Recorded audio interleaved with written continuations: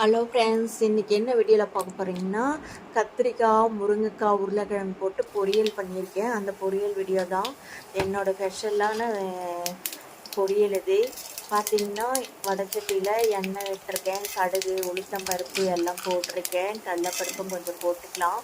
காயெல்லாம் நல்லா கழுவி தண்ணிக்குள்ளே அரிஞ்சு போட்டிருக்கேன், கத்திரிக்காய் கருத்துருமென்ட்டு.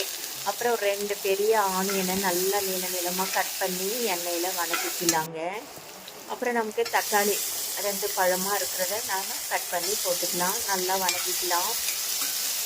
இப்போ நம்ம கழுவி தண்ணிக்குள்ளே போட்டிருக்க கத்திரிக்காய், முருங்கைக்காய், உருளைக்கிழங்கு எல்லாத்தையும் வெங்காய தக்காளியோடு போட்டு நல்லா வதக்கி எடுத்துக்கலாங்க.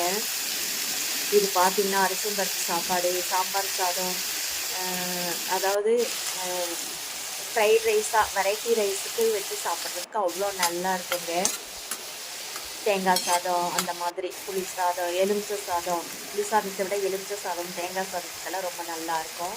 அப்புறம் கருவேப்பிலை போட்டுக்கலாம். காரத்துக்கு நான் குழம்பு மிளகாய்த்தூள் 1 ஸ்பூன் போட்டிருக்கேங்க.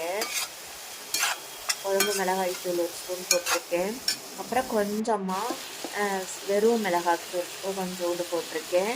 அப்புறம் ஒரு சிட்டிகை மஞ்சள்தூள் போட்டுக்கலாம். எல்லாம் ஒன்றா நல்லா போட்டு வதக்கிக்கலாம். உப்பு போட்டுக்கலாங்க.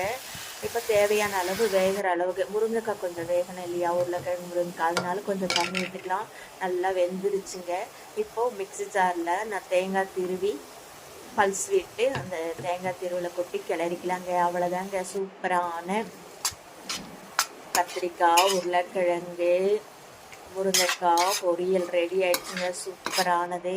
இந்த வீடியோ பிடிச்சிருந்தா லைக் பண்ணுங்கள், ஷேர் பண்ணுங்கள், என்னோடய சேனல் சப்ஸ்கிரைப் பண்ணுங்கள். பாய்.